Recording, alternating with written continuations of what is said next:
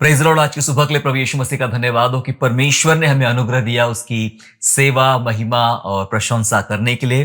प्यारो, आज का दिन बहुत विशेष दिन है हमारी तमाम बहनों के लिए, बहुत ही खास दिन है। आज विमेंस डे है, इंटरनेशनल विमेंस डे है। आप सभी बहनों को हैप्पी विमेंस डे, विश्व महिला दिवस की सभी महिलाओं को, सभी हमारी बहनों को हार्दिक शुभकामनाएं। परमेश्वर सभी बहनों को आशीर्वाद दे। और आज का वचन उन तमाम बहनों को लेकर है जो आज प्रभु के पीछे चल रही है और परमेश्वर के उद्देश्य को समझने के लिए, परमेश्वर की कामों को जानने के लिए वो अपना जीवन प्रभु में लगा रही है। ऐसी बहनों के लिए आज का वचन है।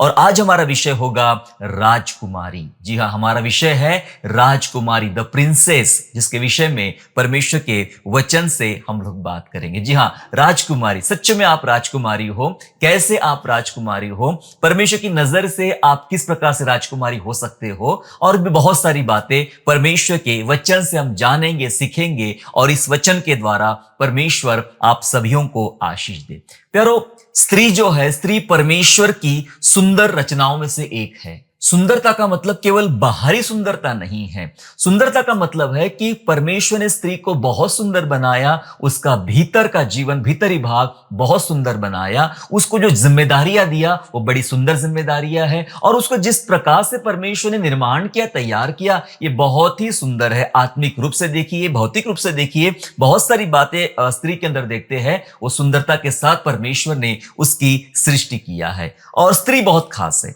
हालांकि स्त्रियों को इतना महत्व ये दुनिया नहीं देती है, फिर भी मैं बताना चाहता आपको, परमेश्वर के वचन के अनुसार स्त्री बहुत खास है, वह बहुत विशेष है। और परमेश्वर ने स्त्री को आदम के बाद बनाया। पता है आदम के पहले क्यों नहीं बनाया और आदम के बाद क्यों बनाया? आदम के बाद का मतलब होता है आपके सारे इंपॉर्टेंट काम जो होते हैं, जरूरी बातें होती है, वो बाद में की जाती है। देखिए, वचन में ऐसा लिखा है कि परमेश्वर ने देखा कि आदम का अकेला रहना ठीक नहीं है। यहां तक सृष्टि की रचना हो चुकी थी, समुद्र बन चुके थे, पेड़ पौधे बन चुके थे, जानवर बन चुके थे, इवन आदम बन चुका था, सब कुछ हो गया था। और अंत में प्रभु को लगा कि अभी भी एक कमी है। कौन सी कमी? कि आदम का अकेला रहना उचित नहीं है और इसलिए उसके लिए एक उत्तम सहायक मैं बनाऊंगा। और उसके बाद परमेश्वर ने स्त्री की रचना की। मतलब स्त्री के बिना ऐसा लग रहा था कि सृष्टि अधूरी पड़ गई है, ये आदम अधूरा पड़ गया है और वो बहुत महत्वपूर्ण, इंपॉर्टेंट है। इसलिए परमेश्वर ने उसको अंत में बनाया और जो अंत में बनाया वो बहुत खास है, वो बहुत स्पेशल है। आदम के लिए, इस सृष्टि के लिए परमेश्वर ने स्त्री को बनाया।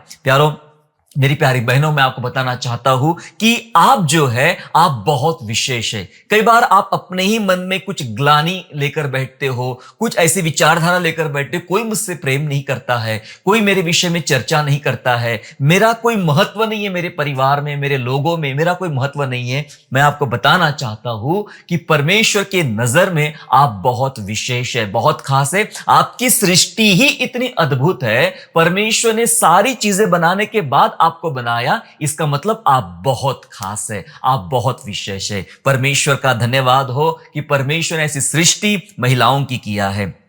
उसकी महत्वता, मतलब स्त्री की महत्वता के बारे में अगर हम बात करें तो दो तरीके, मतलब मनुष्य के नजरिए से उसकी महत्वता क्या है और परमेश्वर के नजरिए से उसकी महत्वता क्या है, इसको समझना हमारे लिए बहुत जरूरी है कि इंसान के नजर में स्त्री का महत्व क्या है और परमेश्वर के नजर में स्त्री का महत्व क्या है। सबसे पहले अगर मैं इंसान की बात करूं तो जब मैं इंसान की बात कर रहा हूं, उसके नजरिए की बात करता हूं, तो बहुत दुख होता है, बहुत पीड़ा होती है, भीतरी पीड़ा होती है जो महिलाओं के साथ जो हो रहा उन बातों को देखते हुए। जी हां, एक एजेंसी के अनुसार 2022 का एक सर्वे है, एक एजेंसी के अनुसार भारत में 4,45,256 केस दर्ज हुए महिलाओं के विरोध में, महिलाओं के खिलाफ।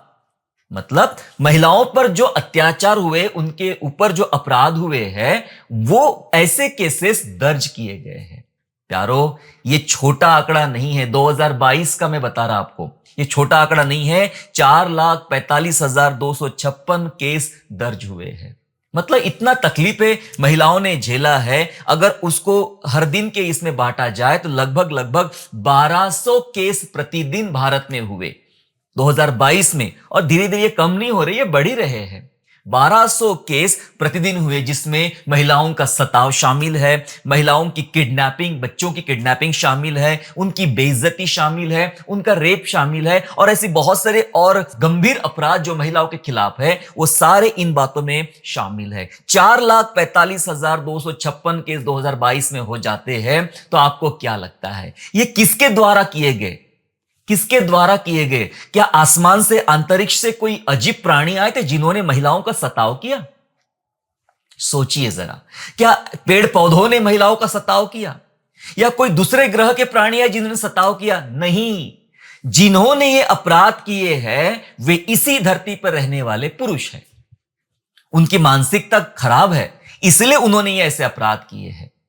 तो ये वो केस है जो दर्ज किए गए, जिनके आंकड़े दिखाई पड़ते हैं, पर इससे भी ज्यादा ऐसे मामले हैं जो दर्ज नहीं किए गए हैं। यह आंकड़ा और ज्यादा बड़ा है, ये सिर्फ दर्ज किए मामले हैं। इससे हमें समझ में आता है कि मनुष्य का नजरिया क्या है स्त्रियों के प्रति, महिलाओं के प्रति, क्या महत्वता है। दिखाई पड़ती कि मनुष्य की नजर में महिला कुछ नहीं है। देखो कितने अपराध है, हर दिन अपराध। आप अखबार खोलकर देखिए, आपको हर दिन महिलाओं के विरोध में, बच्चों के विरोध में एक जघन्य अपराध आपको देखने को मिलेंगे। इससे यह पता चलता है कि महिलाओं का महत्व क्या है। आज लोगों के लिए महिला केवल एक भोग की वस्तु मानी जाती है। बहुत बुरी मानसिकता इस देश में, इस दुनिया में फैल रही है महिलाओं के खिलाफ। मैंने आपको एक छोटी चीज बताने का प्रयास किया कि मनुष्य का नजरिया क्या है महिलाओं के प्रति। सभी पुरुषों की बात मैं नहीं कर रहा हूं, लेकिन बहुत सारे लोग ऐसे हैं, क्योंकि इतने सारे केसेस जब हमारे देश में हो रहे, 1200 प्रतिदिन बताए जा रहे हैं, तो इसका मतलब ये बहुत गंभीर मामला है। तो इंसान की नजर से महिलाओं का महत्व दिखाई पड़ता है ये आंकड़े के अनुसार कि कुछ नहीं है। बहुत खराब माना जाता है महिलाओं को इस दुनिया में। लेकिन बात मैं आज परमेश्वर की कर रहा हूं। परमेश्वर के नजरिए से क्या होता है, परमेश्वर का नजरिया क्या है महिलाओं के प्रति, स्त्रियों के प्रति। प्यारो, महिलाओं का प्रभु का नजरिया जो है स्त्री के संदर्भ में, उसने एक वचन है बाइबल में जो यरूशलेम को बोला गया, लेकिन यरूशलेम को स्त्री के संदर्भ में उपमा दिया गया है। वो इस प्रकार से बात करता है परमेश्वर जैसे एक स्त्री से बात कर रहा हो। और देखिए वचन खोल के हम लोग समझ लेंगे। यशाया नबी की पुस्तक अध्याय 62 निकाल लेंगे और वचन 3 और वचन 4, जहां इस प्रकार से लिखा है, तू यहोवा के हाथ में एक शोभायमान मुकुट और अपने परमेश्वर की हथेली में राज मुकुट ठहरेगी। फिर त्यागी हुई ना कहलाएगी और तेरी भूमि फिर उजड़ी हुई ना कहलाएगी, परंतु तू हेप्सिबा और तेरी भूमि ब्यूला कहलाएगी, क्योंकि यहोवा तुझसे प्रसन्न है और तेरी भूमि सुहागिन होगी। हालेलुया। वचन कहता है, स्त्री के संदर्भ में है कि तू परमेश्वर यहोवा के हाथ में एक शोभायमान मुकुट है, परमेश्वर के हथेली में एक राज मुकुट ठहरेगी। स्त्रियों के संदर्भ में यह वचन है कि तू परमेश्वर के हाथ में राज मुकुट ठहरेगी। फिर लिखा है, तू त्यागी हुई नहीं कहलाएगी, तू हेप्सिबा कहलाएगी। हेप्सिबा का मतलब होता है जिससे परमेश्वर प्रसन्न है। तू वो कहलाएगी जिससे परमेश्वर प्रसन्न होगा। तू सुहागिन कहलाएगी, ऐसा लिखा है वचन में। ब्यूला माने तू सुहागिन कहलाएगी। क्या सुंदर कल्पना है परमेश्वर की एक स्त्री के संदर्भ में, महिलाओं के संदर्भ में। क्या सुंदर कल्पना है। वो कहता है कि तू मेरे हाथ में एक शोभायमान मुकुट है। यह है महत्व परमेश्वर की नजर में स्त्रियों का। और हमने देखा मनुष्य की नजर में स्त्रियों का महत्व क्या है। भारत में तमाम केसेस, मैंने सिर्फ भारत की बात किया, भारत के बाहर तो और भी कुछ ज्यादा है। प्यारो, मैं आपको जो बात समझाना चाह रहा हूं यह है कि स्त्रियां बहुत खास है। मैं महिलाओं को बताना चाहता हूं आप बहुत विशेष है। इंसान आपके बारे में क्या सोचता क्या नहीं सोचता इसको अनदेखा कीजिए। परमेश्वर आपके बारे में इतना सुंदर सोचता है और वो कहता है तू मेरे हाथ में एक राज मुकुट के समान है। एक और वचन ऐसा कहता है, भजन संहिता 45 हम लोग निकाल लेंगे। भजन संहिता 45 और वचन उसका पढ़ेंगे 13, 45 का 13 ऐसा कहता है, राजकुमारी महल में अति शोभायमान है, उसके वस्त्र में सुनहले बूटे कढ़े हुए हैं।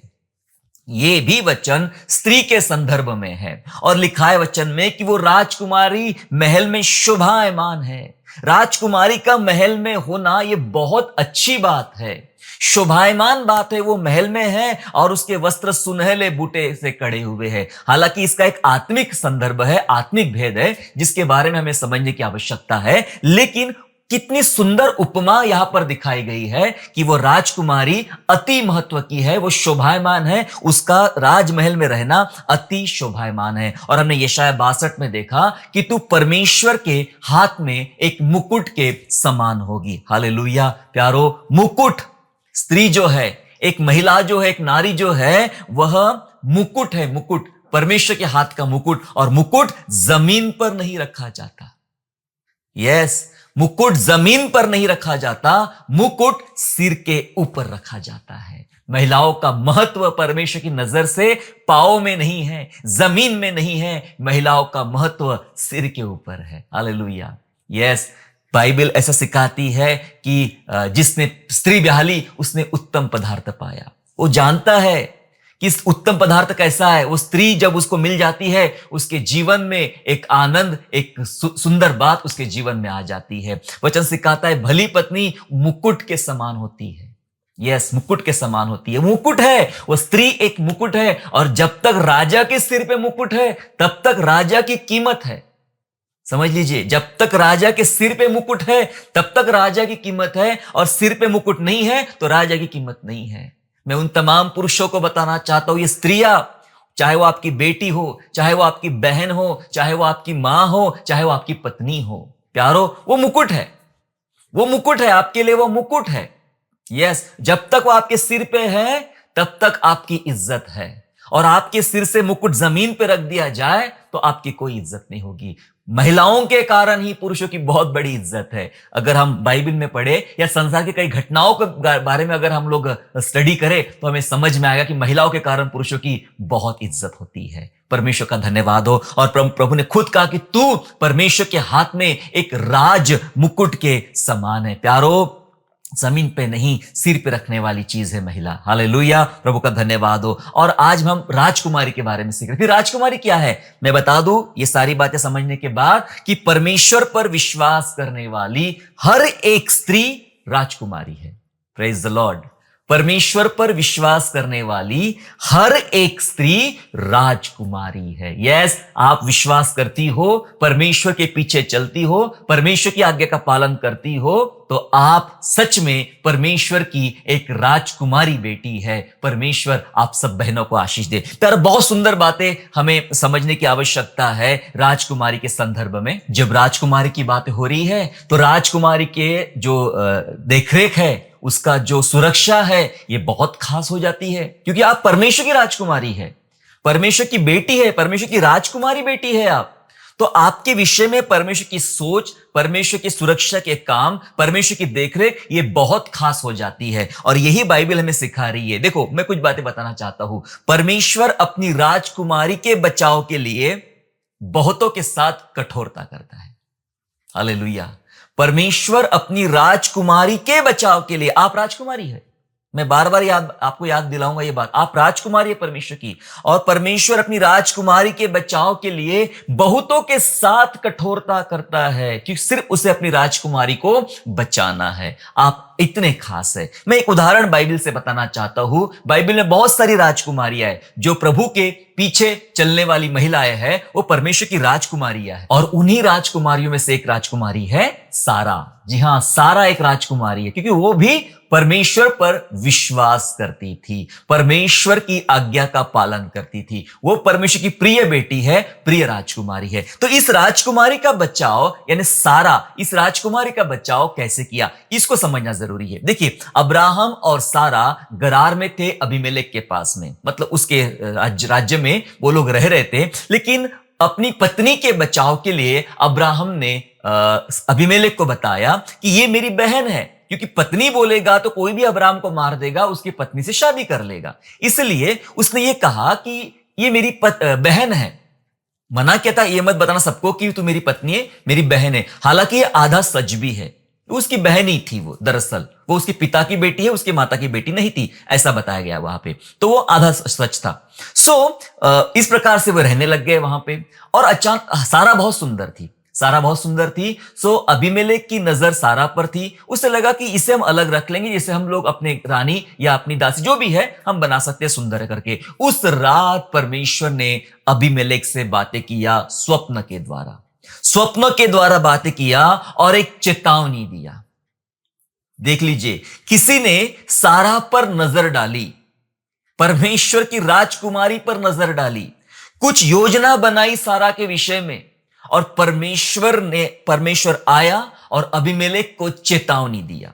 क्या चेतावनी दिया? स्वप्न में चेतावनी दिया। पढ़ेंगे मेरे साथ में, उत्पत्ति 20वां अध्याय वचन 7 पढ़ लेंगे। 20 का 7 लिखा है, सो अब उस पुरुष की पत्नी को उसे फेर दे, क्योंकि वह नबी है और वह तेरे लिए प्रार्थना करेगा और तू जीता रहेगा। पर यदि तू उसको ना फेर दे तो जान रख कि तू और तेरे जितने लोग हैं सब निश्चय मारे जाएंगे।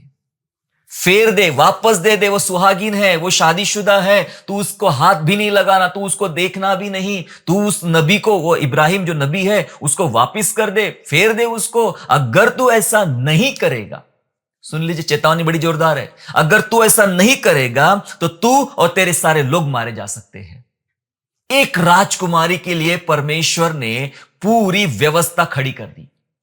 एक राज्य में, देखो, उसको फेर दे, वरना तू और तेरे में से कोई बचेगा नहीं। वो डर गया, अबीमेलेक डर गया कि परमेश्वर ने मुझे चेतावनी दिया है कि मैंने सारा को रख लिया है। अब्राहम को बोला, भाई तूने ऐसा क्यों किया? फेर दिया, वापस दिया, सब कुछ कर हो गया। वहां पे लिखा है वचन में, तब उसके बाद और कुछ हुआ। ये इतनी बड़ी बात थी, और कुछ हुआ। उसी अध्याय का उत्पत्ति 20 और उसका 17 और 18 हम लोग पढ़ेंगे। लिखा है, तब इब्राहिम ने यहोवा से प्रार्थना की और यहोवा ने अबीमेलेक और उसकी पत्नी और उसकी दासियों को चंगा किया और वे जनने लगी, क्योंकि यहोवा ने इब्राहिम की पत्नी सारा के कारण अबीमेलेक की घर की सब स्त्रियों की कोखों को पूरी रीति से बंद कर दिया था। हाँ जी, एक स्त्री के लिए सारी जगह उथल पुथल हो गई राज्य में। एक स्त्री के लिए, क्योंकि एक स्त्री वो मामूली स्त्री नहीं है, वो राजकुमारी है। परमेश्वर पर विश्वास करने, मैंने पहले ही बताया, हर वो स्त्री जो परमेश्वर पर विश्वास करती है वो परमेश्वर की राजकुमारी बेटी है, और सारा परमेश्वर की राजकुमारी बेटी है। स्वप्न में चेतावनी दिया, मर जाएगा तू, तेरे लोग मर जाएंगे। और जब उसको फेर दिया तो लिखा है, जब उसने प्रार्थना करने बताया, इब्राहिम ने अबीमेलेक के लिए प्रार्थना के, लिखा है उसकी पत्नी और दासियों को प्रभु ने चंगा किया, क्योंकि इनकी कोख को प्रभु ने बंद कर रखा था। लिखा है 18 वचन में कि सारा के कारण परमेश्वर ने सभी स्त्रियों की कोखों को बंद कर रखा था। कठोरता बरता परमेश्वर ने अपनी एक बेटी के लिए, दूसरे लोगों के साथ कठोरता बरता, अपनी एक राजकुमारी के लिए कईयों के साथ कठोरता बरता। प्यारो, अगर आप, प्यारी बहनों, अगर आप इतनी विशेष नहीं हैं तो फिर परमेश्वर आपके लिए कुछ नहीं करेगा। आप विशेष हैं, इसलिए परमेश्वर सब कुछ कर सकता है, अपनी पूरी ताकत आपके बचाव के लिए लगा सकता है। सारा के लिए उसने पूरी ताकत लगा दी प्यारो, और दूसरों के साथ उसने कठोरता किया, सिर्फ अपनी राजकुमारी बेटी को सुरक्षा करने के लिए और उसको बचाव करने के लिए। क्या आप भी ऐसा सोचते हो कि मैं अकेली हूं, मेरे बारे में कौन चिंता करता है, मेरे बारे में कौन क्या सोचेगा? शायद मनुष्य नहीं सोचेगा, इसलिए मैंने पहले बता दिया, ये बहुत बड़े आंकड़े हैं महिलाओं के खिलाफ जो काम किए जाते हैं, लेकिन परमेश्वर की नजर में आप उसके हाथ का राज मुकुट है, और आपके लिए पूरी दुनिया से वो लड़ पड़ता है। सारा के लिए अबीमेलेक से लड़ पड़ा, सारा के लिए पूरे फैमिली से, घराने से, उसके राज्य के लोगों से परमेश्वर लड़ पड़ा, सिर्फ सारा को बचाने के लिए। आप वो स्पेशल है, आप वो खास है, और आपके लिए परमेश्वर सब कुछ कर सकता है, मतलब सब कुछ कर सकता है। हालेलुया। कठोरता बरतता है दूसरों के साथ में, लेकिन इसका एक दूसरा पहलू भी है। दूसरा पहलू भी हम समझ लेंगे कि अपनी राजकुमारी के बचाव के लिए, अपनी राजकुमारी के बचाव के लिए कई बार परमेश्वर बहुतों को नम्र भी बना देता है। यहां तो उसने कठोरता बरता कि किसी की सबकी कोखें बंद कर रख दी, कोई बच्चा नहीं होगा। लेकिन एक केस में आपको ऐसा बताना चाहता हूं जिसमें उसने सामने वाले व्यक्ति को अपनी राजकुमारी को बचाने के लिए नम्र बना डाला, और वो भी कोई साधारण आदमी नहीं था। मैं बात कर रहा हूं राजा क्षयर्ष की। एस्तर रानी की पुस्तक में आपको मिलेगा। राजा शयर्श अपने आप में बड़ा कठोर सा राजा था, क्योंकि बहुत ही बड़ा राज्य उसके हाथ में था, और रानी वष्टी उसके पास से चली गई थी और उससे वो क्रोधित था, और सारी चीजें हो जाती हम देखते हैं बाइबल में। और फिर एक सिलेक्शन होता है, प्रतियोगिता के द्वारा एक सिलेक्शन होता है एस्तर का। एस्तर यहूदी रहती है और एस्तर को रानी बना लेता है। रानी तो बन गई, लेकिन उस राज्य में ऐसा नहीं होता था कि वो राजा के साथ ही बैठेगी, राजा के साथ ही चलेगी। ऐसा नहीं होता था। जब तक राजा रानी को आदेश ना दे, राजा परमिट ना दे, तब तक वो राजा के पास नहीं आ सकती है। जब राजा बुलाएगा तभी जाना है। ये राजा इस प्रकार से राजा था। वो नहीं बुलाई गई थी बहुत समय से, और उसे पता चला था कि मेरे लोग संकट में हैं, मेरे परिवार के लोग संकट में हैं। उसने 3 दिन 3 रात कुछ नहीं खाया, कुछ नहीं पिया, और उसने प्रार्थना किया। मुर्दके ने राजमहल के बाहर प्रार्थना किया, और प्रार्थना करके वो कहती है, अगर आप बाइबल में पढ़ लेते 4थे अध्याय में लिखा है एस्तर के, कि वो कहती कि मैं इसी हालात में उपवास के साथ राजा के सन्मुख जाऊंगी, नियम के विरुद्ध में। अगर नाश हो गई तो हो गई, क्योंकि अगर राजा ने नहीं बुलाया तब भी वो रानी चली जाती है, तो हो सकता है कि उस पर दंडाज्ञा मिलेगी। वो कहती है नाश हो गई तो हो गई, लेकिन मुझे मेरे लोगों को, परिवार के लोगों को बचाना है, मैं जाऊंगी। ऐसा कठोर टाइप का राजा था। वो नियम तोड़कर एक रानी आती है, तब परमेश्वर ने क्या किया कि ये रानी भले राजा की रानी है, शैश राजा की रानी है, लेकिन एस्तर परमेश्वर पर विश्वास करने वाली परमेश्वर की राजकुमारी है। अब बात इसके बचाव की है। एस्तर राजकुमारी जो है प्रभु की, उसके बचाव की बात है। क्या परमेश्वर ने राजा शर के साथ क्या किया? राजा को गुस्सा आ सकता था, रानी को दंडाज्ञा दे सकता था, बहुत कुछ हो सकता था, लेकिन रानी एस्तर उपवास की हालत में राजा के सन्मुख गई। राजा के सन्मुख गई, नियम तोड़ कर गई, नियम के विरोध में गई। ये सोचकर गई कि मर गई तो मर गई, ये सोच कर गए, ऐसा लिखा है। प्रभु ने पता है क्या किया? पढ़े मेरे साथ में एस्तर की पुस्तक 5वां अध्याय और वचन 2। एस्तर चैप्टर 5 एंड वर्स 2, जहां इस प्रकार से लिखा गया है, और जब राजा ने एस्तर रानी को आंगन में खड़ी हुई देखा, तब उससे प्रसन्न होकर सोने का राजदंड जो उसके हाथ में था उसकी ओर बढ़ाया। तब एस्तर ने निकट जाकर राजदंड की नोक छुई। यस, लिखा है राजा प्रसन्न हुआ।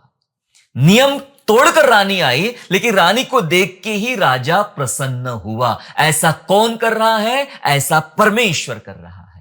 अपनी एक राजकुमारी बेटी के बचाव के लिए परमेश्वर ने राजा शैर्श के दिल को नम्र बना डाला, प्रसन्नता डाली उसके अंदर में रानी एस्तर के प्रति। और फिर बात आगे बढ़ती है, और किस प्रकार से यहूदी बचाए जाते हैं, ये सारी बातें हम इस पुस्तक में पढ़ते हैं। लेकिन यहां राजकुमारी का बचाव किया उसने, सामने वाले राजा को नम्र बनाया। अपनी राजकुमारी सारा को बचाने के लिए अबीमेलेक को चेतावनी दे दिया, उसके घराने की महिलाओं की कोखें बंद कर दी। प्यारो, समझ रहे एक बेटी के लिए परमेश्वर क्या करता है, एक राजकुमारी के लिए परमेश्वर क्या करता है? आप बहुत स्पेशल है, आप बहुत खास है। परमेश्वर आपके लिए टूट पड़ता है, परमेश्वर अपना दिल आपको देता है, परमेश्वर आपसे बहुत प्रेम करता है। यस, उसके जैसा प्रभु, इतना प्यार करने वाला कोई परमेश्वर नहीं है मेरे प्यारो। चाहे पुरुष हो, चाहे स्त्रियां हो, चाहे बेटियां हो, लेकिन जो परमेश्वर का भय मानते हैं, जो परमेश्वर के पीछे चलते हैं, परमेश्वर सच में उनके लिए अद्भुत से अद्भुत काम करता है। अब हम राजकुमारियों के बारे में कुछ और 1-2 बातें कर लेते हैं, जानना जरूरी है। अब अगर आप राजकुमारी है परमेश्वर की, तो परमेश्वर की राजकुमारियों को यह समझना जरूरी है कि उनकी गरिमा उनका चरित्र है। यस, ये बहुत खास बात है। उनकी गरिमा उनका चरित्र है। चरित्र को संभालिए। सभी राजकुमारियां अपने चरित्र को संभालिए, अपने आप को संभालिए, उसकी गरिमा रखे। ये बहुत स्पेशल है परमेश्वर की नजर में, क्योंकि आप स्पेशल हो। क्यों स्पेशल हो? वजह बता रहा हूं। कई बार स्पेशल से आप साधारण भी बन सकते हो अगर उसकी आज्ञा के विरोध में चले गए तो। इसलिए जानना जरूरी है कि हमें अपनी गरिमा का सम्मान करना है और हमारा चरित्र हमें बचा के रखना है। परमेश्वर चरित्र की बात करता है। पहला पत्रस 3 अध्याय 3 से लेकर 6 तक हम लोग पढ़ लेंगे। पहला पत्रस 3 अध्याय 3 से 6। जहां लिखा है, और तुम्हारा श्रृंगार दिखावटी ना हो, अर्थात बाल गूंथने और सोने के गहने या भांति भांति के कपड़े पहनना, वरन तुम्हारा छिपा हुआ गुप्त मनुष्यत्व नम्रता और मन की दीनता की अविनाशी सजावट से सुसज्जित रहे, क्योंकि परमेश्वर की दृष्टि में इसका मूल्य बड़ा है। और पूर्व काल में पवित्र स्त्रियां भी जो परमेश्वर पर आशा रखती थी, अपने आप को इसी रीति से संवारती और अपने अपने पति के अधीन रहती थी। जैसे सारा इब्राहिम के आज्ञा में रहती थी, उसे स्वामी कहती थी, सो तुम भी यदि भलाई करो और किसी प्रकार के भय से भयभीत ना हो, तो उसकी बेटियां ठहरोगी। यस, उसकी बेटियां ठहरोगी, परमेश्वर की बेटियां ठहरोगी, परमेश्वर की राजकुमारियां ठहरोगी। करना क्या है? करना यह है, अपने चरित्र को बचाना है, उसकी गरिमा है, उसको बचाना है। क्या लिखा है वचन में? लिखा है कि तुम्हारा श्रृंगार दिखावटी ना हो। आज जो माहौल चल रहा है दुनिया में, देश में, ये सब कुछ दिखावटी चल रहा है। सब दिखावटी है, सब बनावटी है। बहुत सारी महिलाएं दिखावटी और बनावटी जीवन जी रही है। वचन कह रहा है बिल्कुल भी दिखावटी ना हो। आपका चरित्र की बात हो रही है, आपके बाहरी रूप रंग की बात हो रही है, कुछ भी दिखावटी ना हो, बनावटी ना हो, एक सच्चा होना चाहिए। बाइबल कहती है कि गुप्त मनुष्यत्व, भीतरी मनुष्यत्व को जो नम्रता दीनता से सजाया जाता है, उसको सामने उभारो।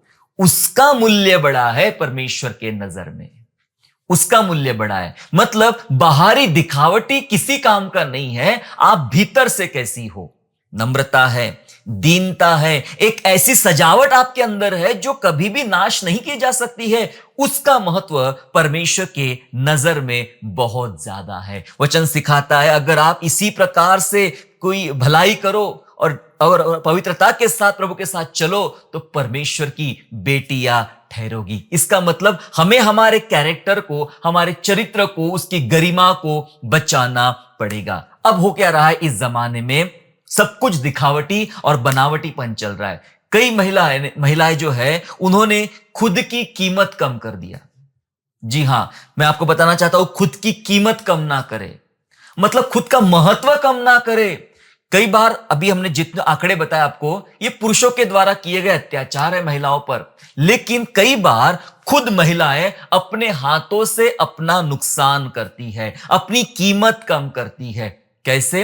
देखो, इन दिनों क्या चल रहा है, इन दिनों सोशल मीडिया का जमाना है। सोशल मीडिया पे बहुत सारी चीजें चल रही है। आप किसी भी मैक्सिमम वीडियो खोल के देखिए, आपको अधिकतर में महिलाएं दिखेगी और यह पता चलेगा कि वो अपनी इज्जत खुद ही अपने हाथ से कम कर रही है।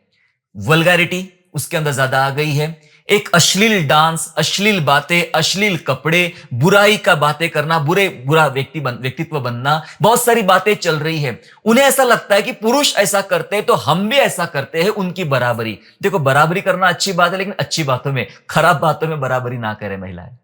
उनको छोड़ दीजिए, वो उनका न्याय परमेश्वर करेगा, लेकिन आप खराब मत बनिए। इतनी वल्गैरिटी, इतनी गंदगी आ गई है सोशल मीडिया में और ये समाज में, फिल्मों में, बातों में इतनी गंदगी आ गई है, उसका कोई ये नहीं। पर इससे हो क्या रहा है?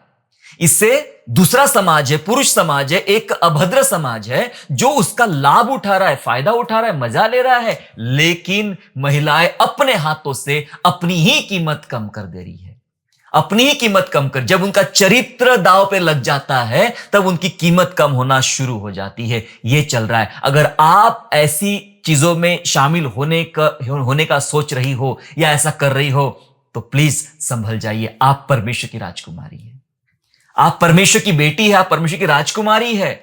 आपके लिए वो अपनी पूरी ताकत लगा देता है आपको बचाने के लिए। लेकिन यदि आप आज्ञा का उल्लंघन करें, अपवित्र जीवन जिए, तो हो सकता है परमेश्वर आपसे पलट जाए और कह दे, सॉरी, मैं तुम्हें नहीं पहचानता। ऐसा समय हमारे जीवन पे ना आए। इसलिए मेरे प्यारो, जो वचन कहता है, तुम्हारा बिल्कुल भी बनावटी, दिखावटीपन तुम्हारे अंदर ना हो, भीतरी सुंदरता को लाओ। सभी महिलाएं ऐसा नहीं कर रही, मैं ये नहीं कह रहा सबके बारे में। कुछ बहुत अच्छी है, बहुत अच्छे से जीवन जी रही है, अच्छे से परमेश्वर को प्रसन्न कर रही है, लेकिन एक बहुत बड़ा झुंड है महिलाओं का जो इस प्रकार से अपने हाथ से अपनी कीमतें कम कर रही है। प्यारो, अपना महत्व कम ना करें मेरे प्यारो। जी हां, आप उत्तम बने। उत्तम राजकुमारियां ही उत्तम रानी बन सकती है। आप उत्तम बने। उत्तम राजकुमारी या उत्तम रानी बन सकती है। अब ये रानी कैसे बनेगी जरा समझ लेंगे। आप चाहे अपने मायके में हो, आप चाहे अपने ससुराल में हो, लेकिन आप ये ना भूले कि आप परमेश्वर की राजकुमारी है। और जब आप परमेश्वर की राजकुमारी है तो ही आप अच्छी रानी बन सकते हो। चाहे आपको जहां जाना है, जहां आप स्थिर होने वाले हो, वहां आप रानी बनकर जियोगे, लेकिन सबसे पहले एक अच्छी राजकुमारी आपको बनना पड़ेगा, क्योंकि राजकुमारी शोभायमान है परमेश्वर के राजमहल में। आप बहुत खास है प्यारो, इसलिए उत्तम बने, अपना चरित्र उत्तम बनाए, अपना जीवन उत्तम बनाए, ताकि आप उत्तम रानी बन सकती हो। परिवार में इज्जत कमाए और परमेश्वर का नाम ऊंचा करे, ऐसी राजकुमारी बनो। नहीं तो आपके बारे में सब लोग गालियां ही दे रहे हैं, आपके बारे में बुराई कर रहे हैं, आपके चरित्र को देखकर, आपके कैरेक्टर को देखकर आपको लोग खराब ही बोल रहे हैं, तो आप इज्जत नहीं कमा रहे, आप अपने परमेश्वर का नाम नीचा कर रहे हो। करना यह चाहिए कि हम सच में जिस परिवार में, आप अपने मैके में हो, आप अपने परिवार, आप अपने ससुराल में हो, आपकी उम्र जो भी हो, आप जहां हो, आप अपने ऑफिस में हो, आप अपने फैमिली में हो, इज्जत कमाए। यस, बड़ी इज्जत कमाए, प्रभु यीशु मसीह के नाम से बड़ी इज्जत कमाए। और इज्जत कमाए तो उससे क्या होगा? परमेश्वर का नाम ऊंचा होगा, लोग तारीफ करेंगे परमेश्वर की। ऐसा जीवन जीने के लिए परमेश्वर हमें प्रेरणा दे रहा है। यह परमेश्वर की राजकुमारियों को कहा गया है कि अपने चरित्र का सम्मान करें, अपनी गरिमा को आप संभाले। अपने परमेश्वर जो है वो अपनी राजकुमारियों का भाग्य बदल देता है। जी हां, परमेश्वर भाग्य बदल देता है, आपके हालातों को बदल देता है। किस प्रकार से बदल देगा? अगर आप राजकुमारी है परमेश्वर की, तो आप जिस किसी अवस्था में हो, परमेश्वर बदल देगा। मैं आपको कुछ ऐसी स्त्रियों के बारे में बताना चाहता हूं बाइबल में से, जो जिनका भाग्य परमेश्वर ने बदल दिया। जैसे कि राहाब वेश्या, जैसे कि रूथ, एक मोआबिन स्त्री रूथ। ये दो स्त्रियां ऐसी है जो गैर यहूदी या गैर मसीह परिवारों से आती है। राहाब तो वेश्या का काम करती थी यरीहो में, और रूथ जो थी वो एक मोआबिन स्त्री थी, मूर्ति पूजक स्त्री थी। लेकिन कैसे परमेश्वर ने लाया? राहाब ने जो परमेश्वर पर विश्वास किया, राहाब ने परमेश्वर पर विश्वास किया और उस दो भेदियों को छिपा के रखा, जिसके कारण उसका पूरा घर बचा लिया गया। राहाब ने परमेश्वर पर विश्वास किया, बचा ली गई और बन गई राजकुमारी, क्योंकि विश्वास करने वाली राजकुमारी बनती। राहाब वेश्या से राजकुमारी बन गई। यस, वेश्या से परमेश्वर की राजकुमारी बन गई, प्रभु के संगति में आ गई। और मोआबिन स्त्री रूथ, नाओमी के परमेश्वर पर विश्वास किया, अपनी सास के परमेश्वर पर विश्वास किया। उसने कहा, तेरा परमेश्वर मेरा परमेश्वर, यह उसने विश्वास किया। इस कारण वो परमेश्वर के खेमे में आ गई। ये दोनों महिलाएं, दोनों अलग अलग बैकग्राउंड से और एक गंदे बैकग्राउंड से वो प्रभु के पास आई। इन्होंने प्रभु को स्वीकार किया, परमेश्वर पर विश्वास किया। सो परमेश्वर ने इनके साथ क्या किया? ये तो राजकुमारियां बनी, ये राजकुमारियां बनी, विश्वास करने वाली राजकुमारियां। जब ये राजकुमारियां बनी तो परमेश्वर ने इनका भाग्य बदल दिया। यस, इनका भाग्य बदल दिया। ये चुन ली गई और प्रभु यीशु मसीह की वंशावली में इनको शामिल कर दिया गया। राहाब को और रुत को प्रभु यीशु मसीह की जो वंशावली है, जो पवित्र है, जो बहुत सुंदर है, जो प्रभु से पहले से प्रभु ने उसके लिए योजना बनाई थी, उसमें इन महिलाओं को शामिल कर दिया। लिखा है वचन में, इनका नाम पढ़ेंगे हम लोग। मत्ती का पहला अध्याय निकाल लेंगे हम लोग, और वहां वंशावली लिखी गई है। और वंशावली में 5वां वचन, पहला अध्याय 5वां वचन कहता है, और सलमोन और राहाब से बोअज उत्पन्न हुआ। ये वो राहाब है। सलमोन और राहाब से बोअज उत्पन्न हुआ, और बोअज और रूत से ओबेद उत्पन्न हुआ। यहां रूत का नाम आया, और ओबेद से ईशे उत्पन्न हुआ। समझ रहे आप? राहाब का नाम आया, रूत का नाम वंशावली में आया। इनसे वो लोग बढ़े जिसके द्वारा प्रभु यीशु मसीह की वंशावली से आशीष आने वाली थी। यस, परमेश्वर अपने राजकुमारियों का भाग्य बदल देता है। आप चुने हो, आपको परमेश्वर बहुत बेहतर ढंग से इस्तेमाल करेगा। आपका नाम, आपका काम परमेश्वर ऊंचा करेगा। परमेश्वर पर विश्वास करने वाली स्त्रियों को परमेश्वर मिट्टी से उठाकर चट्टान पर बिठाता है, मिट्टी से उठाकर चट्टान पर बिठाता है। जैसे राहाब को उठाया, जैसे रूत को उठाया, वो आपको भी उठाएगा, क्योंकि आप भी है परमेश्वर की राजकुमारी। आज विमेंस डे है, और विमेंस डे के अवसर पर हम राजकुमारी को सीख रहे हैं। आप राजकुमारी है। एक आखिरी बात बता खत्म करना चाहता हूं। यदि आप परमेश्वर का भय मानने वाली स्त्री है, सबसे इंपॉर्टेंट बात, परमेश्वर का भय मानने वाली स्त्री है या परमेश्वर का भय मानने वाली राजकुमारी है, तो आपके लिए एक प्रतिफल है, बहुत सुंदर प्रतिफल है। एक अंतिम वचन पढ़ लेंगे इस संदेश का, बस निकालेंगे नीति वचन 31वां अध्याय और 30 वचन। नीति वचन 31 प्रोवर्ब एंड वर्स 30, जहां लिखा है, शोभा तो झूठी और सुंदरता व्यर्थ है, परंतु जो स्त्री यहोवा का भय मानती है उसकी प्रशंसा की जाएगी। हालेलुया। जो स्त्री यहोवा का भय मानती है उसकी प्रशंसा की जाएगी। बाकी सारी बातें व्यर्थ है, जिनके चक्कर में, सोशल मीडिया के चक्कर में आप लग रहे हो, आगे बनावटी दिखावटी जीवन जीने का प्रयास करो, ये सब व्यर्थ है। लेकिन जो स्त्री यहोवा का भय मानती है, परमेश्वर की राजकुमारियों, परमेश्वर का भय मानो, जो परमेश्वर का भय मानती है उसकी प्रशंसा की जाएगी। यस, परमेश्वर प्रशंसा करेगा। आपके परिवारों में, आप जहां काम करते वहां, आपके समुदाय में परमेश्वर आपको ऊंचा उठाएगा और आपकी प्रशंसा करेगा। इवन जब हम स्वर्ग में जाएंगे, स्वर्ग में बड़ी प्रशंसा होगी उन महिलाओं की जिन्होंने परमेश्वर का भय माना। कुल मिला के बात यह है कि भय मानने वाली राजकुमारी बने, परमेश्वर की बेटी बने। परमेश्वर की नजर में आप कितने मूल्यवान हो, हमने पहले पढ़ लिया कि तू परमेश्वर के हाथ का राज मुकुट ठहरेगी। परमेश्वर के हाथ का राज मुकुट है आप, और क्या हो सकता है, और क्या सुंदर बात हो सकती है। आइए अपने भीतर झांके, जाने मैं इतनी स्पेशल हूं, तो मैं कहां इस दुनिया के अंधकारमय रास्ते में चल रही हूं। आओ अपने आप को परमेश्वर के मार्ग में लाओ और प्रभु की महिमा करो। आइए हम लोग प्रार्थना करेंगे। मैं आप सभी महिलाओं के लिए, मेरी बहनों के लिए मैं प्रार्थना करना चाहता हूं। आइए हम लोग दुआ करें। प्यारे पिता परमेश्वर, प्रभु जी आपका हम धन्यवाद करते हैं कि आपने सच में पिता स्त्री को बनाया, अंत में बनाकर यह साबित किया कि यह बहुत स्पेशल है, इसके बिना सब कुछ अधूरा है। प्रभु जी, तूने सोचा आदम का अकेला रहना ठीक नहीं है। हम धन्यवाद करते स्त्री को बनाने के लिए, हम धन्यवाद करते तूने उसको विशेष बनाया पिता परमेश्वर, खास बनाया प्रभु जी, और इतना खास तूने कहा कि वो मेरे हाथ में राज मुकुट के समान है। धन्यवाद प्रभु, एक स्त्री प्रभु के हाथ में राज मुकुट के समान है पिता परमेश्वर। धन्यवाद तूने सारा के लिए पिता परमेश्वर, अबीमेलेक और उसके परिवार के साथ प्रभु जी आपने चेतावनी दिया प्रभु जी। तूने सारा को बचाने के लिए उसके पूरे घराने को प्रभु जी, अबीमेलेक के घराने को पिता परमेश्वर कठोर कर दिया। प्यारे पिता धन्यवाद प्रभु जी, आप कितना प्रेम करते अपनी बेटियों से पिता परमेश्वर। प्रभु धन्यवाद सारा को बचाने के लिए, और प्रभु जी इतना अद्भुत काम करने के लिए। धन्यवाद प्रभु, तूने एस्तर के लिए भी ऐसा अद्भुत काम किया पिता परमेश्वर कि प्रभु जी और नियम के विरुद्ध जाकर भी प्यारे पिता परमेश्वर वो बचा ली गई, क्योंकि तूने राजा को नम्र बना दिया। धन्यवाद तूने राजकुमारी को बचाया यीशु राजा अपनी। प्रभु धन्यवाद, जो अन्य जातियों में से आई प्रभु जी राहाब और रूत, तूने उनको एक विशेष व्यक्ति बनाया, यीशु की वंशावली में शामिल किया। आज मेरी तमाम बहनें जो अन्य जातियों में से आती है, बहुत तकलीफों के साथ आ रही है, मैं दुआ करता ये सारी बहनें यीशु के नाम से एक विशेष व्यक्ति बन जाए, परमेश्वर के राज्य में विशेष व्यक्ति बन जाए और प्रभु की महिमा करे। आशीर्वाद दीजिए पिता इन बहनों को और अपनी महिमा कीजिए प्रभु जी। धन्यवाद धन्यवाद धन्यवाद करते पिता। दुआ करते सभी बहनें परमेश्वर का भय मानने वाली बने, प्रभु के पीछे चलने वाली बने, और ताकि वो प्रभु के हाथ की हमेशा राजकुमारी बन के रहे, और यही राजकुमारियां कई जगह सुंदर रानियां बन जाए, बेहतर रानियां बन जाए। ऐसा अनुग्रह मांगते ईश्वर राजा, उनके परिवारों के लिए, उनके फैमिली के लिए, उनके ससुराल के लिए, उनके महकों के लिए हम आशीष मांगते ईश्वर राजा। यीशु के नाम से ब्लेस कीजिए, अपनी महिमा कीजिए। धन्यवाद इन बहनों के लिए, इन बेटियों के लिए। धन्यवाद के साथ उद्धारकर्ता प्रभु यीशु के नाम से प्रार्थना मांगते हैं, आमीन।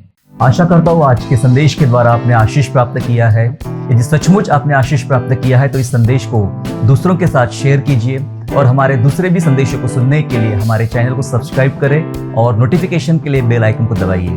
और हाँ, यीशु पर विश्वास करना ना छोड़ें, वो आपको आशीषमय स्थानों की ओर आगे ले जाएगा। God bless you all.